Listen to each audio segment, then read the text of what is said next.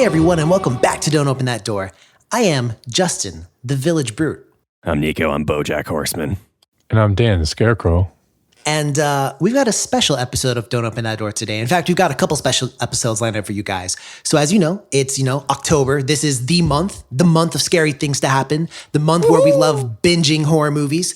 And, we're going to have some themed weeks. So the theme of this week is going to be, just general Halloween spirit, for lack of a better word. Things that are just in that kind of mind frame and set. So given that, this week we're going to be reviewing Sleepy Hollow. Directed by Tim Burton, we've got Johnny Depp as Ichabod Crane, Christina Ricci as Katrina Van Tassel. We've got Christopher Walken as, ironically, not Walken, he's the Headless Horseman. We've got Miranda Richardson. I know, right? We got Miranda Richardson as Mary Van Tassel, and she also plays her sister, who is a witch. We've got Michael Gambon, who some of you might know from his role as Albus Dumbledore, as Baltus Van Tassel. And those of you who listen carefully know that's Katrina's father. And we've got Casper Van Dien from Starship Troopers fame as Brom Van Brunt. On a quick, I'd be remiss if I did not mention a very brief Christopher Lee cameo at the start of the movie as a judge type, or Burgomaster, as they refer to him. Burgomaster. Prequel Pokemon Master. So we open this movie with kind of a scared guy in a carriage, and he's looking over his shoulder, and then he basically ends up we hear like a sword whoosh sound, and that's what my sword sounds like when I pull it out. And then pause. Wow, okay, pause Major indeed, pause. sir. I meant my sword, my actual sword. Anyways, so he ends up getting beheaded. And that scene kind of, stops there. So that's kind of the intro to the movie. We're then introduced to Ichabod Crane. So he's an investigator, and the year, by the way, is 1799. So he's an investigator who believes in, more modern applications of criminology and science. So he's challenged basically after he, kind of refuses to accept the status quo, and he wants to prove that modern technology and science can solve things. He's challenged to go solve the murders taking place in Sleepy Hollow. So he takes his bag and he goes. And, kind of when he arrives at the village, he meets Katrina. She's a pretty woman from the village, and she's also a secret practitioner of witchcraft, but we'll get more into that later. So Nico, what happens after Ichabod goes to the village? So Crane, he goes and he gets set up in the village and he starts investigating, and almost immediately it's pretty clear that he's scared of the supernatural. He faints throughout the whole fucking movie, in fact. He picks up a ward, young Masbeth, who is now the only Masbeth, and he then discovers that one of the victims was pregnant. All right, Dan, what happens after that? So somebody else gets murdered, and Ichabod still doesn't want to believe that there's a supernatural element to this. He wants to think that it's only real people killing other real people. So he himself eventually witnesses right in front of him the Headless Horseman kill somebody else. So he starts kind of freaking out, goes into a little mental breakdown, and then he kind of comes out of that and goes, you know what? I'm going to really investigate this. I'm going to get to the bottom of this. And he sort of goes full in on investigating. So where's this investigation take him, Nico? So Crane goes to speak to, the ye olde local witch, who then tells him to visit the grave of the horseman, the Hessian. It turns out that this horseman is being controlled by the person who, gasp, has his skull, hence the name Headless Horseman. So Crane does a little bit more research, and he determines that behind all of these shenanigans is a very human conspiracy. Yeah, so to kind of give you a quick kind of backdrop on that, one of the rich town elders, Van Garrett, remarried and basically ended up writing a new will right before he died.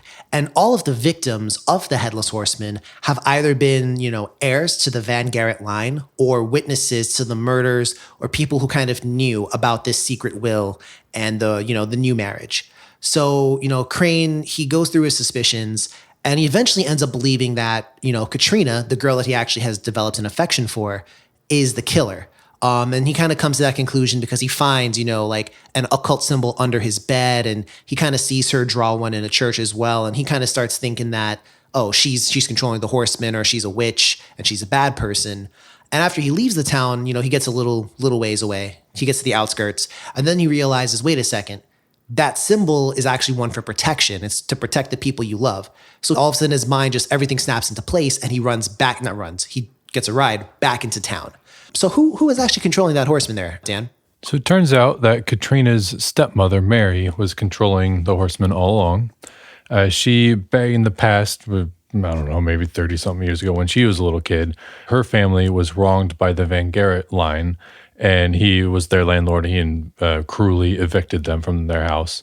So she wants revenge, and this revenge has been festering for decades. Great word. Oh, Yes. Thank you. Decades. Oh. So Ichabod ends up kind of figuring this out, and Mary, the stepmother, is trying to kill Katrina and everything. Ichabod ends up getting the skull from her and tells the horseman, he gives the horseman back his skull. The horseman grabs Mary, the stepmother, and takes her back to hell. So now that the horseman is gone, crimes are all solved. Everything should be back to normal. He ends up returning back to New York along with Katrina and his young ward, young Masbeth. Yeah, and that's pretty much the movie in a nutshell. Let's go ahead and take it from the top, Let's talk about those visuals. So, Nico, keeping in mind that this movie came out in 99, what do you think of the visuals here? I will be honest, I was not a fan of the visuals at first, just because this movie really does, you can absolutely fucking tell it's a Tim Burton movie just by the whole sort of like grimdark aesthetic.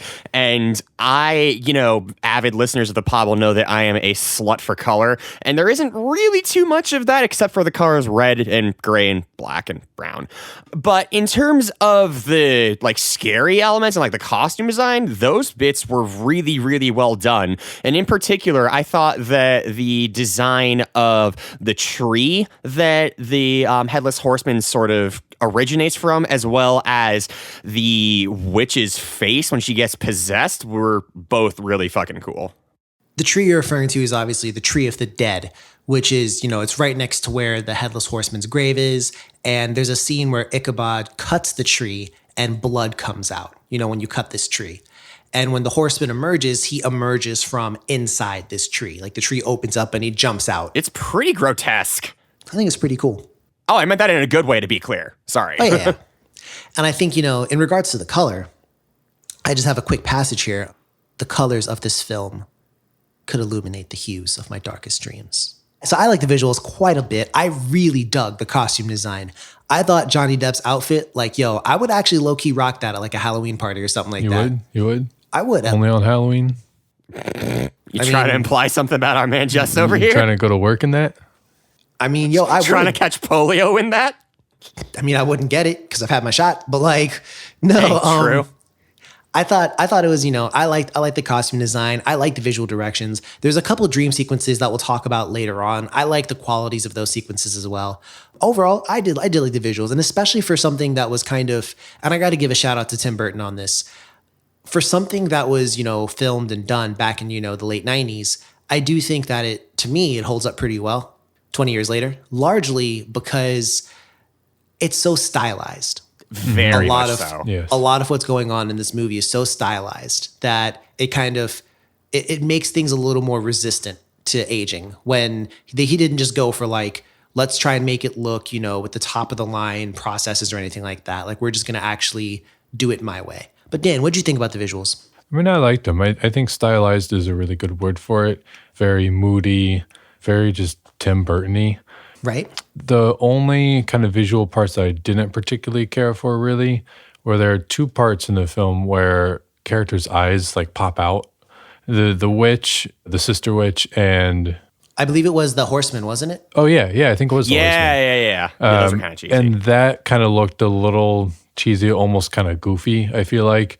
But aside from that, the character of the film, that stylized quality that it has, I think you're right. It helps make it more resistant to aging a little bit. It took me kind of like Nico had mentioned, at the beginning, it took me a little bit to kind of get used to it, but maybe 10, 15 minutes in, I was used to it. I was drawn into it, and it was pretty cool. Agreed. Let's go ahead and swap tapes here, talk about the audio. So, Dan, how was the audio of this movie? I mean, it was great. Really, all you have to say is Danny Elfman did the score. Yeah. Danny Elfman's the fucking goat, y'all. Yeah, I mean, that should tell you everything you need to know about the score and the music, quality of music and everything. It's so fucking good. The sword sounded a little bit better than Justin's swishes. But not by much. Only a little, no. But no, I mean, audio very, very well done, I think. Oh, and sorry to backtrack here. We would be remiss for not talking in terms of the visuals. Copious amounts of gore, blood, and decapitations in this movie. I mean, like whenever someone dies, like blood, there's blood.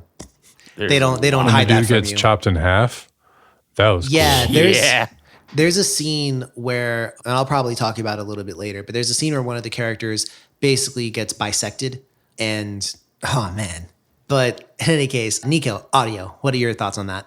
I mean, this is another thing where it's another one of those instances where Dan already talked about the wonder that is Danny Elfman, so I'm not going to retread those points. But I will say that for the rest of the movie, like the audio was very clear. I never had any problems hearing anything. In particular, I enjoyed the sounds of the scenes where, we had multiple scenes where characters were on horseback going through the woods. Like I could hear that, those were hooves on the ground. There were like leaves crunching, and it sounded like I was actually there. So could you feel the horse? I could. We're just going to pause there, but yeah, sure. Like Epona. Like I was Link on Epona's back. All right. So I will say, as far as audio goes, I agree with everything you guys have said. And this is a gripe I oftentimes have, I question the accents of some of the characters. Yeah, that's fair. Yeah, I'm not entirely certain on that. I mean, I'm not, I'm not like a history professional, No, you're accentologist. You're an underwater philosopher. Yeah, you're a fucking underwater philosopher. Callback for fans there. But you are a lot of things, but historian. You is are not a one lot of of them. things. Yeah. So, I mean, no. I think that the accents were pretty much the only thing I would really have an issue with. Let's go ahead now and, kind of change gears. So, when we said, at the start of the show that we picked this movie kind of based on just general Halloween qualities, I mean, I guess there are a lot of people who might say, oh, there are other movies that you could have picked that are more relevant to Halloween than this. Perhaps, dear listeners. However, I think this one still has a lot of, I guess, Halloween/scary feeling. And part of that is really, to me, brought on by the gothic ambiance of this movie. Definitely. I think that plays a huge deal in this. But, as I started thinking about that, I also started thinking about, well, how would you describe this movie in terms of genre? What is it? Is this a detective story? Is this kind of like a story about witchcraft? Like, how would you describe this? So I'm going to go ahead and tap our expert here on pathfinding here. So Dan, I need you to lead us down this trail. What kind of movie do you think this is? That's a good question. I don't really know because it does have sort of that. I mean, it's definitely horror, but it has sort of that murder mystery kind of flavor to it as well. Mm-hmm. But you're right, like the witchery, occult kind of stuff. It all kind of merges into one pot, I guess. One right. Cauldron, you might say. Yeah, a cauldron of witchery. I don't know that I can clearly define like what this is, but it's a horror/murder mystery/occult film. Okay. Let me go ahead and / Tim Burton. True. Tim Burton is a genre.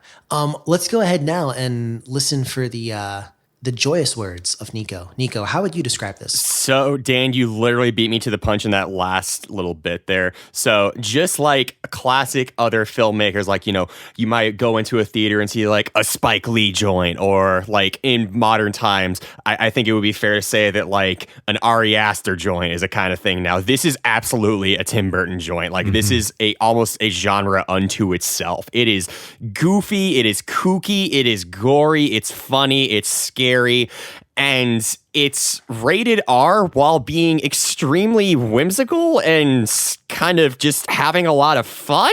So this is not the kind of movie where I would say that it or rather not the kind of movie where I thought I would say that it transcends genre, but like it's more representative of the director than any one particular style, I think. I think that's a good way to put it. But I like what you said there at the end. I don't like what you said there at the middle, though. I don't really think it's a whimsical film. Really? No, I don't think so. I think maybe there is humor, definitely humor in the movie, but I wouldn't go so far as to call it whimsical. I feel like for the most part, the mood is pretty downtrodden.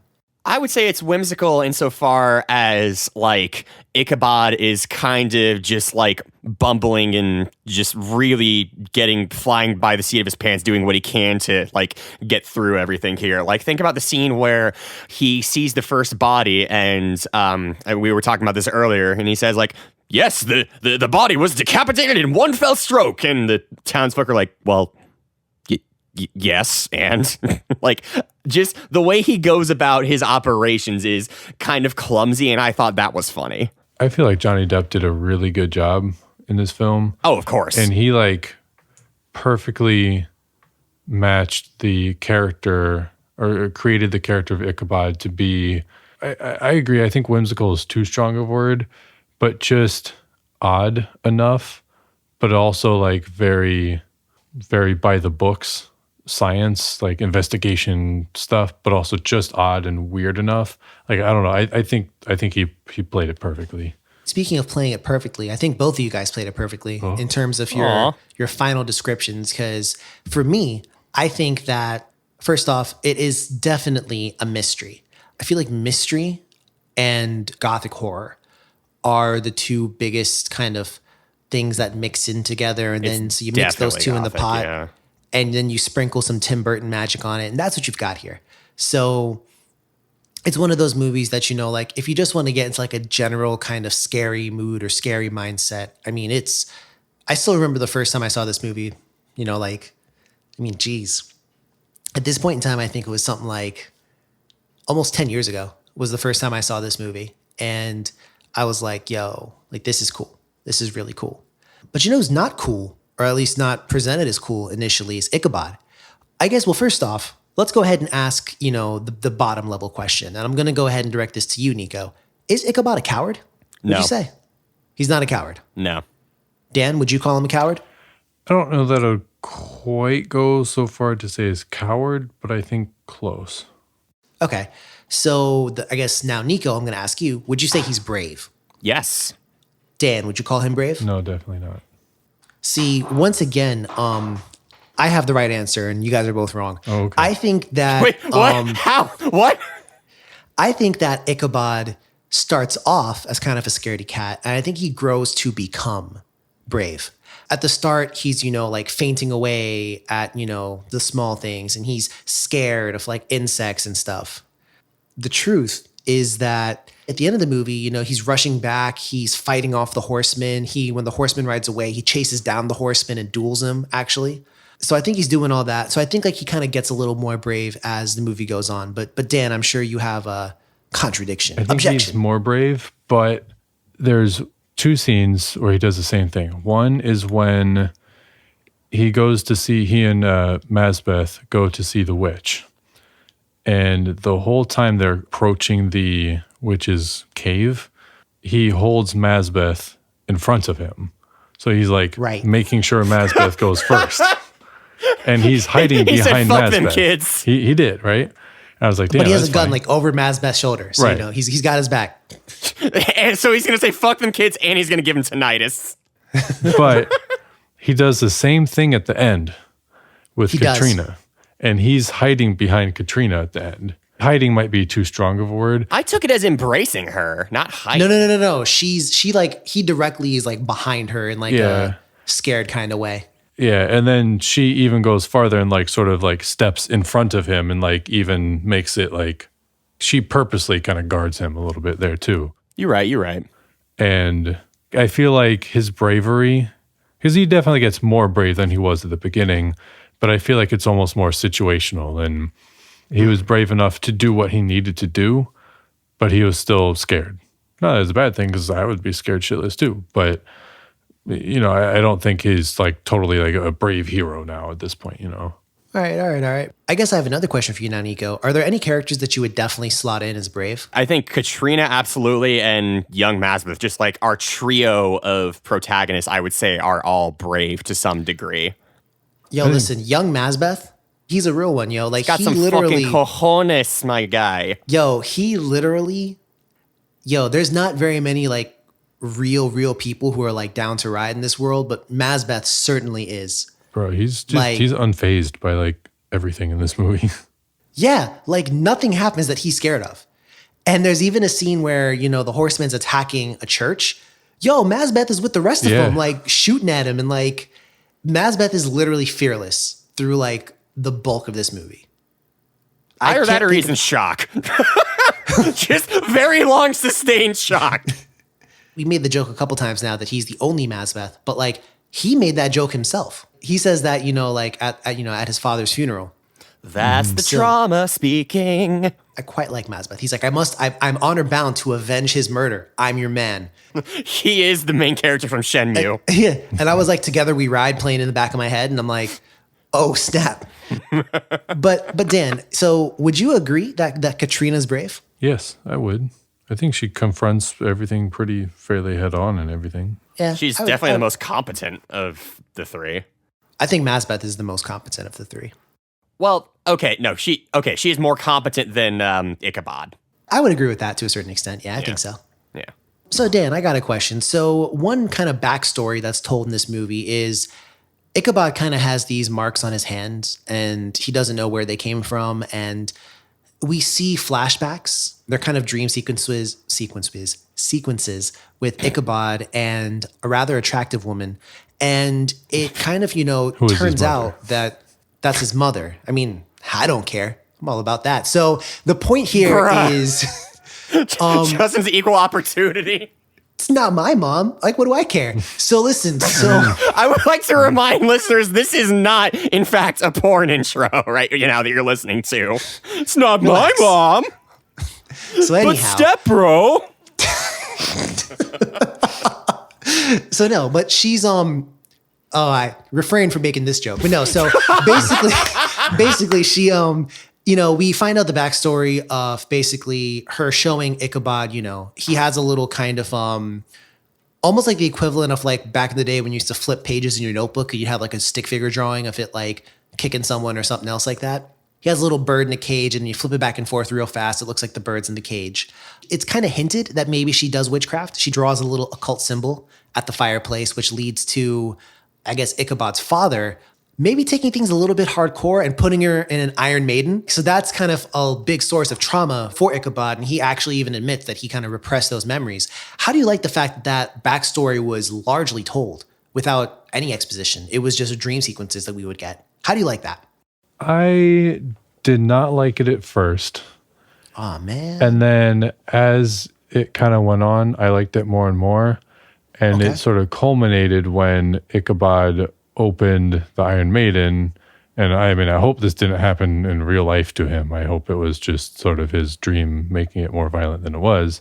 But he opens Iron Maiden and his mom falls out and she's just like all blood because, I mean, it's an Iron Maiden. So she just like explodes blood everywhere. And that was, I don't want to say cool, but... I'll say it. I think it was pretty fucking cool. Yeah. So I feel like that lead up was cool. And I think if that last scene there didn't happen, I don't think I would have liked it. But the payoff to me was worth it. Okay. Nico, what were your thoughts there? So I do agree that it kind of started slow. I got the picture earlier on that it was his mom, but again, I was just happy for the eye candy. And I also am a huge fan of just dream sequences in general. I love whenever they are utilized well. And I will agree with what Dan said. Like, they were a little nebulous at first, but I think that was perhaps almost the point. Just to sort of like hint at the fact that Ichabod might have a deeper connection to all the crazy shit going on in this town than we realize. So, you know, I mess with it. I guess from my perspective, I too am a lover of dream sequences. And I'm always a very big proponent of, you know, movies are a visual media. So in a book, the only way you'll ever know something is if the author writes down that somebody said it or did it, right? That's the only thing we get.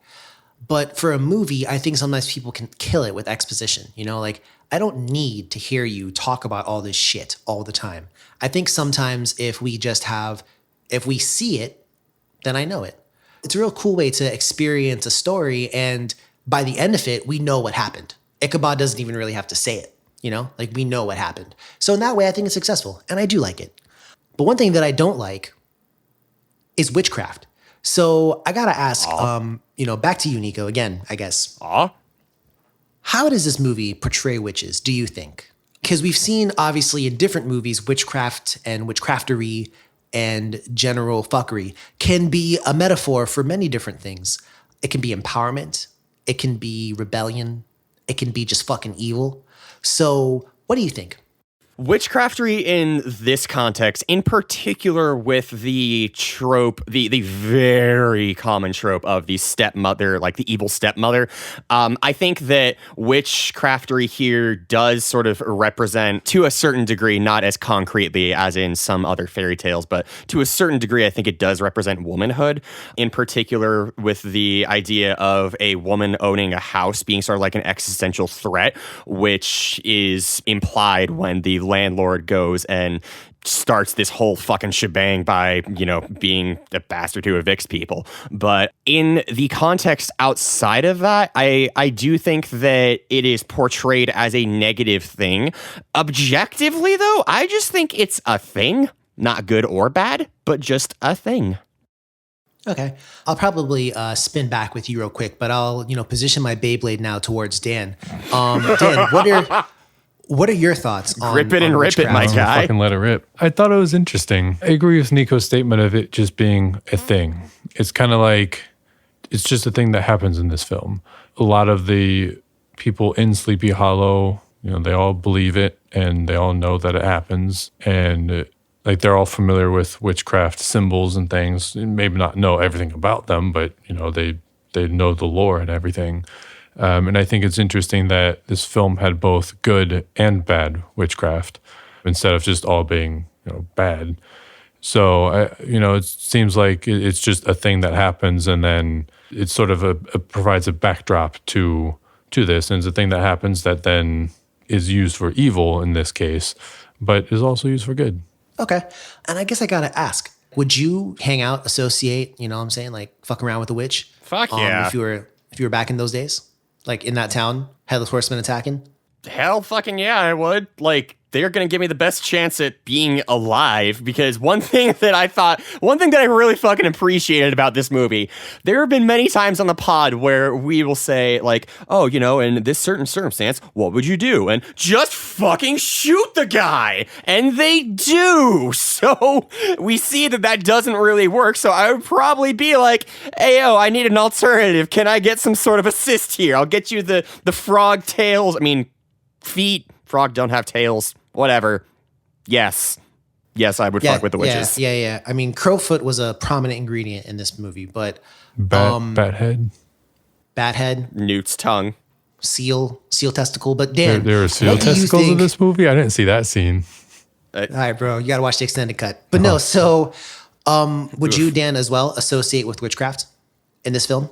Normally, no, hell no. But I think Nico's right. They tried to shoot this dude, stab him, fight him. At that point, I'd be like, all right, witches, come on, it's your turn. What you got? Step up to the plate. Speaking of stepping up to the plate, it's time for What Would You Do? So I long had I thought about what I would ask. So I'm going to tell you guys this.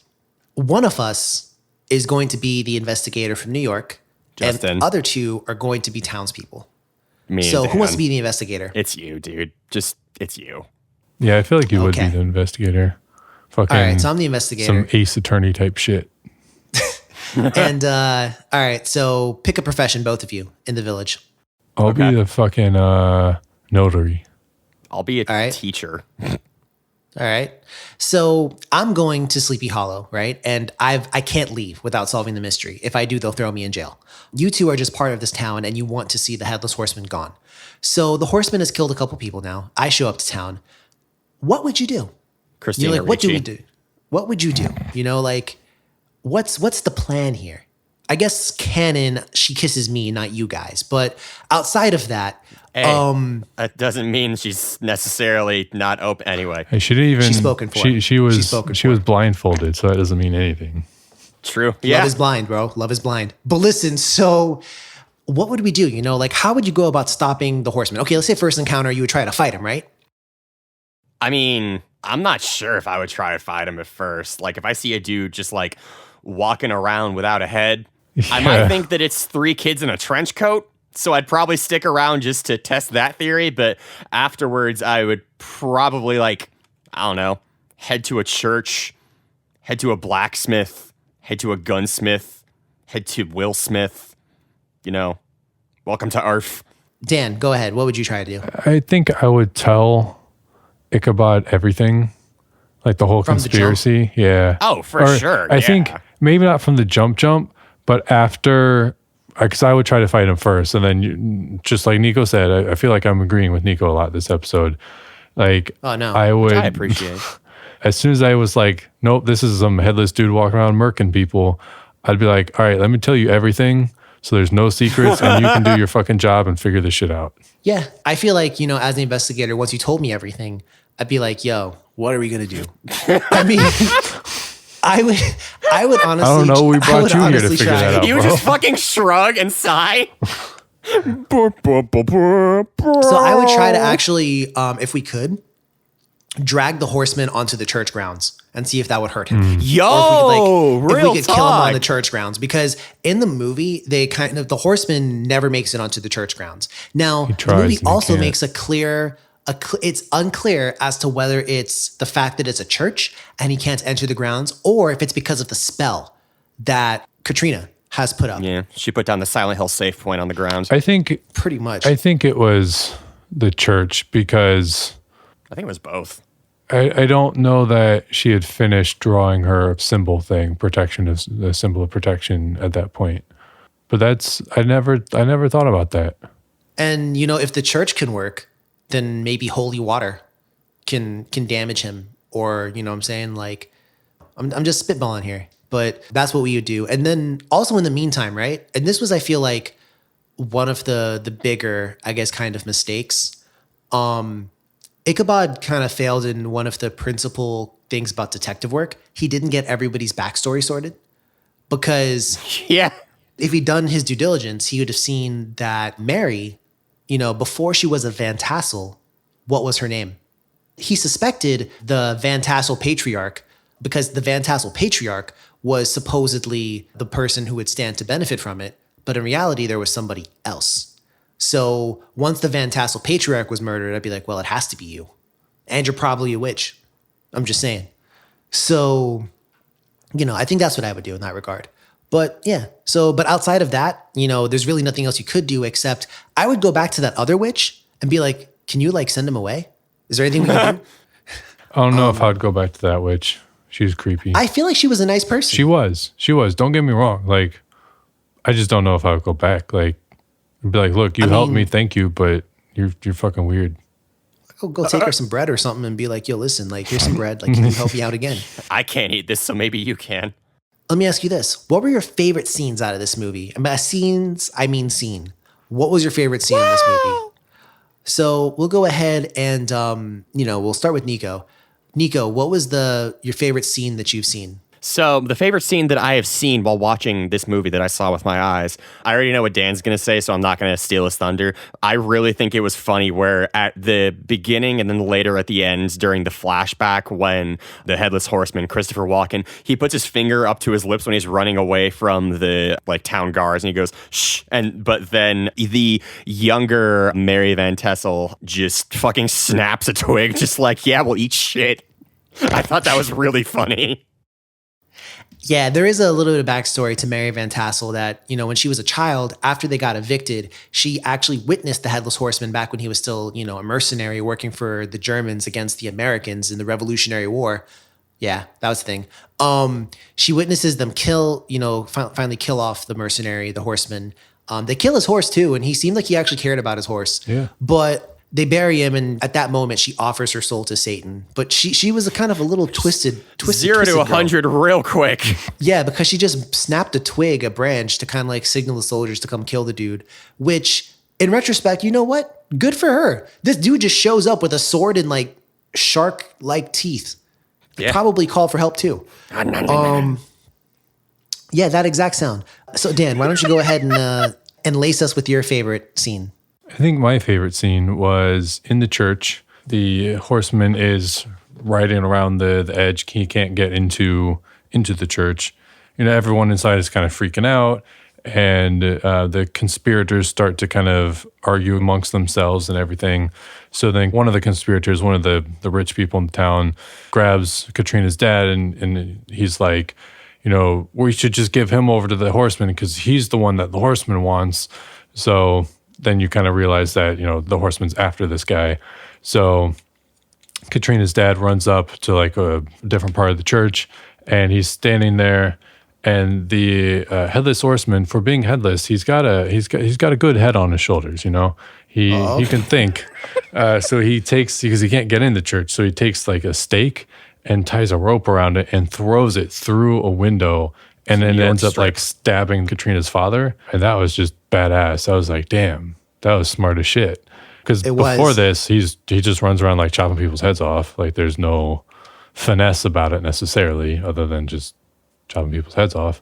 But man, he was pretty smart about that. So I thought that was cool. And I'm going to throw in a real quick runner-up was when that one character gets chopped in half. That was badass. Steal my thunder, why don't you? Oh, so yeah, I'm gonna agree with you. I'm gonna agree with you. There's a scene where Ichabod runs back. This is actually right before. This is a little bit before the church scene, I think. Ichabod, he's like, he actually joins in. So when Ichabod first shows up to the village, there's kind of like the village. I don't want to call him a bully or anything like that, but he's clearly got intent on Katrina. It's Brahm, and like Brahm is over here like about to fight the horseman, and at first like Ichabod tries to dissuade him from fighting the horseman, but then Ichabod jumps in with like a scythe or something and starts fighting the horseman too.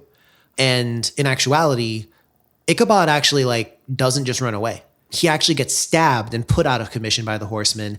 And then like from his, and this is probably how they kind of got away with it a little bit, but from his kind of blurred vision a little bit, you see like the horseman take like two blades and he like does like a X cross slash and like he bisects Brahm. Like that move definitely took up some of the horseman's like super gauge, but like I don't know. Like that was just a badass move. Like he did like a quarter circle forward and two punches, and that's what came out. So I mean, that was a badass scene to me. Kind of like a runner up to that too, as well. Just one little quick thing. Ichabod is a smooth motherfucker. Don't get it twisted. At the start of the movie, when he shows up to the party and he kisses, Katrina kisses him, Brahm's like, "We have not heard your name yet." And then he turns around, "I have not said it." And then I was like, oh, get him. And then there's a part where Katrina comes with him on a little, foray and investigation into the woods. And then he literally tells her, she's like, "I've come." And he's like, "I am now twice the man for you for having," shut the fuck up. "I am now twice the man." Yeah, he's now twice the man. Get it? but no, so I never thought of it that way. And you would think, really? We're all adults here, by the way. what is wrong with you people? So Dan, real quick, you were going to add in a little bit extra there to my thoughts. I was just going to say one of the coolest parts to me about the bisection scene was it wasn't chopping somebody's head off. No. Because I think like up until that point, yeah, there's a little bit of gore and everything, but it's the same kill every time. So now we see somebody's getting split in half and you see like the spray of blood, and I was like, that took me off guard, and that was fucking cool. So not only was it just cool, it was surprising and a breath of fresh air. Yeah, I think that and the spike that he pelts through the window, those are two really cool kind of methodologies. But speaking of methodologies, do you think there's anything that could have been changed in this methodology for the movie to make it any better? Any criticisms? I'm going to go ahead and lead off with you since we're already talking. Dan. I guess my one criticism is just the mystery part of it, just following the who did what when. I totally understood the gist of it and everything, but a lot of characters' last names in this are Van something, Van whatever, Van that, Van this. So like when people are talking about Van whoever wronged me, but Van whoever did this and Van that, and I was like, wait a second, hold on. That's a minor complaint because like I said, I got it and I understood what was going on for the most part. It just took me a second longer than I feel like it should have to kind of keep up with it. But aside from that, I don't really have too many criticisms really. Well, first off, Dan, that's why Mazbeth was, again, so cool because his name was so unique. It's just you knew exactly who they were talking about. Yeah. Nico, did you agree with Dan's complaint about the Vans? I do, and I think that overall, I think the pacing could have been a little bit faster, and part of that was just because of kind of like being dragged down with like following the sort of like the crookie crumbles that were being left behind in the story. But it was a fun movie. I did very much enjoy it. I genuinely don't have that many criticisms other than just like it could have been a little bit faster, and the names are a little hard to follow. So you guys, I think we're all actually, we've struck an accord here. Wow. My two criticisms are that A, I believe the pacing could have been a little bit faster, and B, you shouldn't expect your viewership to have to, pull out, a notebook like I did to keep track of all the characters. Did you actually? I did. Damn. You know me, I love detective shit. Oh yeah, of course. And so when there started being a mystery, and I had already seen the movie. And the first couple times I'd seen it, I was like, you guys, I was still trying to piece together Van who did what to what. And but this time around, I actually sat down and I actually drew a little chart to kind of piece everything together. That's why I was so up on it. And I knew everything. That makes sense. But yeah, but you shouldn't have to expect people to do that. And I think one thing they could have done to make it go a long way is, I get it. I get the joke, or even if it's not a joke. Remember watching the World Cup, Nico? The Dutch team? Yeah. And but even then, they had different types of last names, right? Not everyone has the last name Van something. Yeah. They got Blind. They got Lens. They got Lens. So they had a lot of different types of last names. And I think that could have been a little bit better incorporated into the movie. It also didn't help that sometimes they would refer to people by their profession, and then sometimes they would refer to them by their last name. So then it was almost like one of those logic puzzles from back in middle school or high school, where it was match the name to the profession. Van Garrett is not the whatever. And it's fuck. Come on, man. I'm trying here. But that's it. Otherwise I did, like you two, really enjoy the film. So let's go ahead and get down to the critic review. And you've got to be fucking kidding me. All the jokes you've made about this movie. On Rotten Tomatoes, the critics have given it a 69. Oh, nice. Fuck yes! Incredible. Audience score is 80. You couldn't make this shit up, folks. I promise we didn't look at that score. Incredible. So let's go ahead now. And I guess, what would you rate it on a scale from 1 to 100 if you had to give it a rating? Let's go ahead and saddle up, Dan. What would you rate it? I completely agree with the audience, actually. I would give it an 80 even. Oh, yeah? Mm-hmm. Nico, how about you? I shit you not, I was also going to give it a straight 80. Wow. I shit both of you not. I was also going to give it a straight 80. Wow. The first time this has ever happened. What kind of witchcraft is going on this episode? Bro, and this is probably the only time this will ever happen. Yeah. How does this bode for the month of October when we start off the month in alignment? Shit's gonna get fucked. It's going to get crazy. Let's go ahead now and time to pass judgment. Does this get the golden seal of approval, Nico? No. Sorry. Dan? No, I agree. I approve it, but not goldenly. I don't think it's golden as well. Did this out of order, sorry. Would you recommend this movie to a friend, though? Yeah, definitely. It's really fun. It is fun, and it's perfect to watch on your, Halloween movie binge. So that's been it from us here at Don't Open That Door. If you like what you've heard, go ahead and, give us a follow. We're on Twitter at DOTD Horror. We're on Instagram under the same name. That's at DOTD Horror. We're also on Facebook. Don't Open That Door. As always, if you want to tell us that we have the maturity of, a middle school class, we'll totally understand. We'll be back at it again next week with another theme for another week. We hope everybody, has a great, start to their Halloween season, their October. So we want to tell you all, keep yourself safe, keep your heads about you. And please, ladies and gents, have a great night and don't open that door. Bye.